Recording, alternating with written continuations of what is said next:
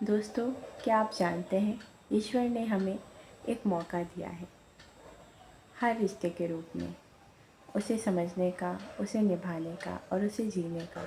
आज मेरा आपसे एक सवाल है, ऐसा कौन सा रिश्ता है जो घर को सुकून देता है? कहते हैं दिल से निकली हुई बात हमेशा दिल तक पहुंच जाती है, और हो सकता है आज का वीडियो देखकर आपकी ज़िंदगी में भी कोई बदलाव आए जो आपकी ज़िंदगी को सुकून से भर दे। आज मैं इसी पे बात करने वाली हूँ और ये रिश्ता मेरे दिल के काफ़ी करीब है, तो ब्लॉग में अंत तक बने रहिए। हेलो दोस्तों, नमस्कार। एक बार फिर से स्वागत करती हूँ आप सभी का घर की गुजारिश में। पिछला ब्लॉग आपने देखा था, घर को स्वर्ग बनाने के लिए दो इंसानों का समझदार होना ज़रूरी होता है। पिछला वीडियो सभी ने अपने अपने तरीके से देखा, किसी ने पूरा तो किसी ने थोड़ा देखा, पर मुझे लगा वो बात अभी अधूरी है, इसीलिए मैं लेकर आई हूँ घर की गुजारिश पार्ट 2। क्योंकि कुछ बातें लिखने के लिए नहीं, दिल से बोलने के लिए भी होती हैं। तो इसी गुजारिश के साथ दोस्तों, आज मैं एक ऐसे रिश्ते के बारे में बात करने वाली हूँ जिसके बिना घर अधूरा लगता है। कभी कभी कुछ लोग ज़िंदगी में ना होते हुए भी हमेशा हमारे आसपास ही रहते हैं। उनकी कमी तो हमेशा महसूस होती है, पर उनकी अहमियत और भी ज़्यादा समझ आती है। मैं भी अक्सर सोचती हूँ, अगर वो इंसान हमारे बीच होता तो कितना अच्छा होता। मेरे साथ साथ मेरे बच्चों के लिए भी अच्छा होता और मेरे घर के लिए वो सुकून होता जो हर घर के लिए ज़रूरी होता है।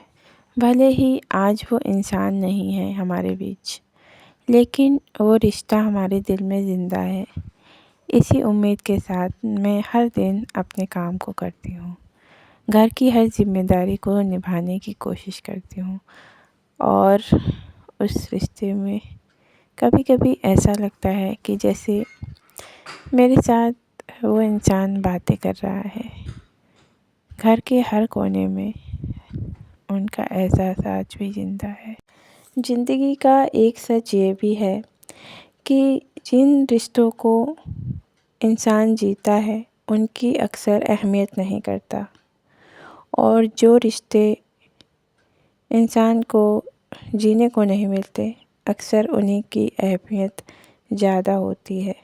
इस रिश्ते में प्यार और टकराव दोनों होते हैं, पर एक इंसान भी अगर कोशिश कर लेना तो रिश्ते बेहतर हो सकते हैं। पर कई बार हम अपने अहम को आगे रखते हैं और रिश्तों में झुकना नहीं चाहते, पर जो झुकना सीखता है वो सिर्फ झुकता नहीं बल्कि खुद की समझदारी को बढ़ाता है। आज मैं ऐसे रिश्ते पे बात कर रही हूँ जहाँ पर सालों का अनुभव है और दूसरी तरफ नई सोच, नई उमंग। इस रिश्ते में प्यार तो होता है, पर टकराव होता है सोच का। हर घर में ये एक रिश्ता ज़रूरी होता है जहाँ दो औरतें होती हैं। दोनों अपनी अपनी जगह समझदार हैं, पर एक दूसरे को समझने में वक्त लगता है। कभी एक चुप रहता है तो कभी दूसरा समझ लेता है, कभी एक गलत समझ लेता है, पर दिल के एक कोने में हमेशा प्यार छुपा होता है। ये रिश्ता खून का तो नहीं होता है और ना ही फ़र्ज का, और इस रिश्ते को संभालने के लिए सिर्फ एक की कोशिश ज़रूरी नहीं, दोनों की समझ की ज़रूरी होती है। जब दोनों एक दूसरे को समझने लगते हैं और उनकी फीलिंग्स को महसूस करते हैं, तब रिश्तों में मिठास बढ़ती है और घर में एक सुकून आता है जो घर में बरकत ही बरकत लाती है।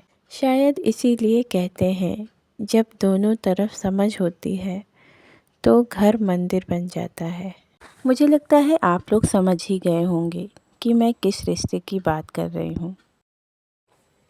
ये रिश्ता है सास बहू का, जिस रिश्ते में हम एक दूसरे से काफ़ी कुछ सीख सकते हैं और साथ ही अपने रिश्ते को भी मजबूत कर सकते हैं।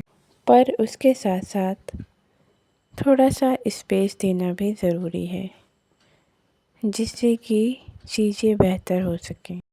मेरी सासू माँ तो नहीं है, पर मैं अक्सर सोचती हूँ कि अगर वो होती तो मैं उनसे क्या सीखती, उनके साथ कितनी बातें करती, वो मुझे और मेरे बच्चों से कितना प्यार करती।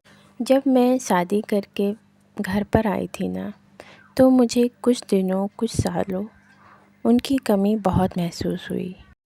पर समय के साथ साथ मैंने खुद को समझाया और अपने दिल के एक कोने में उन यादों को समेट के रख लिया था। लेकिन आज भी कभी-कभी वो कमी महसूस होती है, जो पहले से भी ज़्यादा दर्द देने वाली और भावुक स्थिति होती है।